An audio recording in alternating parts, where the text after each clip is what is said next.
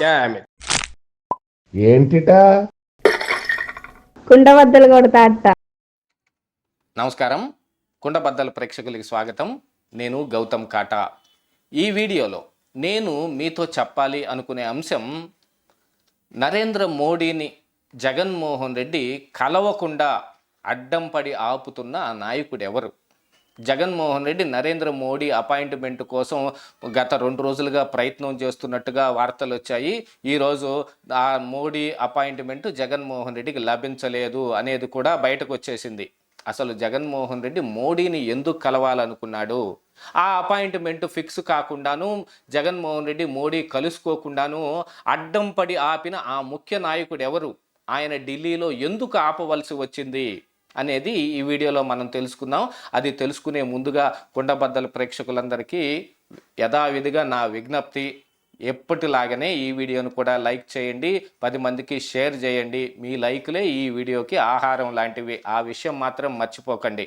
ఇక అసలు విషయంలోకి వస్తే, నరేంద్ర మోడీ అపాయింట్మెంట్ కోరుతున్నట్టుగా జగన్మోహన్ రెడ్డి మోడీని కలవడం కోసం అపాయింట్మెంట్ అడిగినట్టుగా గత 2 రోజులుగా వార్తలు వచ్చాయి. ఈరోజు ఫైనల్గా మోడీ అపాయింట్మెంట్ లేదు అనేది కూడా బయటకు రావటం జరిగింది.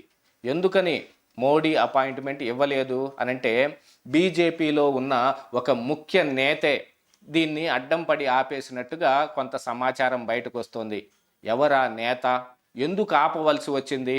జగన్మోహన్ రెడ్డి మోడీని కలిస్తే ఆయనకు వచ్చిన నష్టం ఏమిటి అనంటే, ఇక్కడ పెద్దగా ఆలోచించాల్సింది ఏమీ లేకపోయినప్పటికీ కూడా కొంత సమాచారం ఢిల్లీ నుంచి మనకు వస్తున్న సమాచారం ప్రకారంగా ఆ అపాయింట్మెంట్ ఫిక్స్ కాకుండా ఆపింది అమిత్ షానే అనే సమాచారం మనకు అందుతోంది.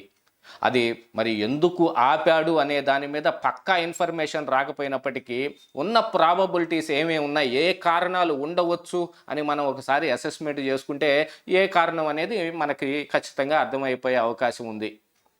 ఇక్కడ బేసికల్గా ఆంధ్రప్రదేశ్ రాష్ట్రంలో జగన్మోహన్ రెడ్డి ఎదురొడ్డి నిలబడుతున్న టీడీపీ జనసేన కూటమితోటి బీజేపీ కూడా జట్టు కట్టడం కోసం ప్రయత్నం చేస్తూ ఉంది. ఇటు టీడీపీ జనసేన కూటమి ఒకంత వాళ్ళ సహచర్యం కోరుకుంటున్నా కూడా వీళ్ళు కూడా ఎక్కడో ఒక చోట అనుమానం పడుతూనే ఉన్నారు. బీజేపీని కలుపుకుంటే ఆంధ్రప్రదేశ్ రాష్ట్రంలో మరి ప్రజలు మనల్ని ఎలా ఆదరిస్తారు? ఏమైనా బీజేపీ మీద ఉన్న కోపం మనకి ఓట్లు టర్న్ ఆఫ్ కాకుండా పోతాయా అని ఒకవైపు వీళ్ళు ఆలోచించుకుంటూ ఉంటే, మరొక వైపు బీజేపీ కూడా టీడీపీ జనసేన కూటమిని ఎందుకు కలుపుకోవాలి, యథావిధిగా జగన్మోహన్ రెడ్డి తోటి ఎందుకు కంటిన్యూ కాకూడదు అనే దాని మీద కూడా వాళ్ళు ఆలోచించుకున్నట్టుగాను, వాళ్ళకి అందుతున్న ఇంటెలిజెన్స్ రిపోర్ట్ల ప్రకారంగా ఇక్కడ జగన్మోహన్ రెడ్డి గెలవటం కష్టం అనేది కూడా తేలిపోవటం మూలాన వీళ్ళతో పొత్తుకు వాళ్ళు కూడా సై అన్నారు. ఇక సీట్ల దగ్గర వ్యవహారం ఏదో నలుగుతోంది, మరికొన్ని ఎక్కువ సీట్ల కోసం బీజేపీ ప్రయత్నం చేస్తోంది, టీడీపీ అన్ని సీట్లు ఇవ్వటానికి సుముఖంగా లేదు, ఇలాంటి వార్తలన్నీ బయటకు వచ్చాయి. కానీ ఇంటర్నల్గా జరుగుతున్న అసలు మ్యాటర్లు మాత్రం వేరే ఉన్నాయి అనేది కూడా ఢిల్లీ నుంచి వస్తున్న సమాచారం. జగన్మోహన్ రెడ్డిని నిలువరించడం కోసం టీడీపీ ఏవో కొన్ని డిమాండ్స్ని బీజేపీ ముందు పెట్టింది. వాటిని ఆలోచిస్తూ ఈ పొత్తు ఇంకా లేట్ అవుతుంది అనే విషయంలో ఇక్కడ టీడీపీ జనసేన కూటమిలోంచి కొంతమంది కానీ, లేదా బీజేపీ వైపు నుంచి కొంతమంది దగ్గర నుంచి మనకు అందుతున్న సమాచారం అది. అందుకు పొత్తు లేట్ అవుతుంది. సీట్ల దగ్గర మరొక దాని దగ్గర కాదో, ఒక సీటు అటు ఇటుగా పొత్తు ఖరారు చేసేసుకుంటే తేలిపోతుంది. కానీ డిమాండ్స్ ఏవైతే ఉన్నాయో, టీడీపీ జనసేన కూటమి ఏ డిమాండ్లు పెడుతుందో ఆ డిమాండ్ల మీదనే ఇక్కడ వ్యవహారం అంతా ఆగిపోయి ఉన్నట్టుగా తెలియవస్తుంది. నిన్న జనసేన అధినేత పవన్ కళ్యాణ్ కూడా ఒక మీటింగ్లో చెబుతూ, నేను చాలా బాధలు పడ్డాను, ఈ పొత్తు సయోధ్య కుదర్చడం కోసం ఢిల్లీ వెళ్ళి ముఖ్యంగా కేంద్ర నేతల దగ్గర ఎన్నో తిట్లు తిన్నాను, ఎంతో ప్రయాసపడ్డాను అనేది కూడా చెప్పాడు. అంత తిట్లు తినవలసిన అవసరం పవన్ కళ్యాణ్కి ఏం వచ్చింది అనంటే, పొత్తుని మ్యాటర్ని బీజేపీ దగ్గరకు తీసుకుని వెళ్ళింది పవన్ కళ్యాణే. కాబట్టి ఇక్కడ టీడీపీ కోరుకుంటున్న కొన్ని డిమాండ్స్ని ఏవైతే ఉన్నాయో వాళ్ళు అంగీకరించడానికి సిద్ధంగా లేరు. కాబట్టి పవన్ కళ్యాణ్ తోటి ఇప్పుడు ఎందుకు మాకు పొత్తు తీసుకొచ్చి పెట్టావు అనే విషయంలోనో, లేకపోతే నిజంగానే డిమాండ్స్ ఏవైతే ఉన్నాయో వాటిలో కొన్నిటిని అంగీకరించేటట్టుగాను కొన్నిటిని అంగీకరించకుండా ఉండేటట్టుగాను ఒప్పించమని వాళ్ళు ఏమైనా పవన్ కళ్యాణ్కి చెబితే ఇటు టీడీపీ వాళ్ళు ఒప్పుకోకపోతే ఆ విషయమై పవన్ కళ్యాణ్ వాళ్ళ చేత మాటలు పడవలసిన అవసరం వచ్చిందేమో. ఏది ఏమైనా పవన్ కళ్యాణ్కి అయితే కరెక్ట్గా మ్యాటర్ తెలుసు. ఆ మ్యాటర్ తప్ప మిగతా అన్ని మ్యాటర్లు చెబుతాడు పవన్ కళ్యాణ్. పలానా అందుకు తిట్టారు అనే విషయం మాత్రం చెప్పడు, పలానా అందుకు బాధపడ్డాడు విషయం చెప్పడు. మరి ఏ సీట్ల దగ్గరో ఓట్ల దగ్గరో లేకపోతే వాళ్ళ ఇద్దరి మధ్య ఉన్న డిమాండ్ల దగ్గర ఎక్కడో చోట పొత్తు ఆగిపోయి ఉంది. పొత్తు ఏమాత్రం ఒక్కడుగు కూడా ముందుకు వెయ్యలేదు అనేది మాత్రం కన్ఫామ్గా తెలుస్తోంది. దీన్ని ఎలాగైనా ఆపటం కోసం జగన్మోహన్ రెడ్డి అమిత్ షాతో మాట్లాడటం కోసం, అమిత్ షా అపాయింట్మెంట్ కోసం 10 రోజుల కిందటే గట్టిగా ప్రయత్నం చేశాడు.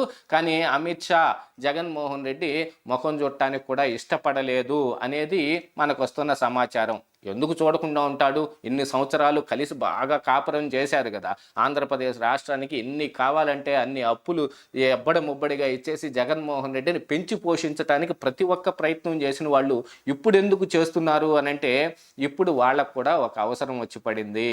టీడీపీ, జనసేన, కూటమి లాంటి పార్టీలు ఇప్పుడు ఎన్డీఏలోకి అవసరమయ్యాయి. పవన్ కళ్యాణ్ అంటే ఆల్రెడీ ఎన్డీఏతో ఆయన మిలాఖత్తులోనే ఉన్నాడు. ఎన్డీఏ మిత్ర సంఘాలతోటి ఒక భేటీ జరిగినప్పుడు కూడా పవన్ కళ్యాణ్ వెళ్ళాడు.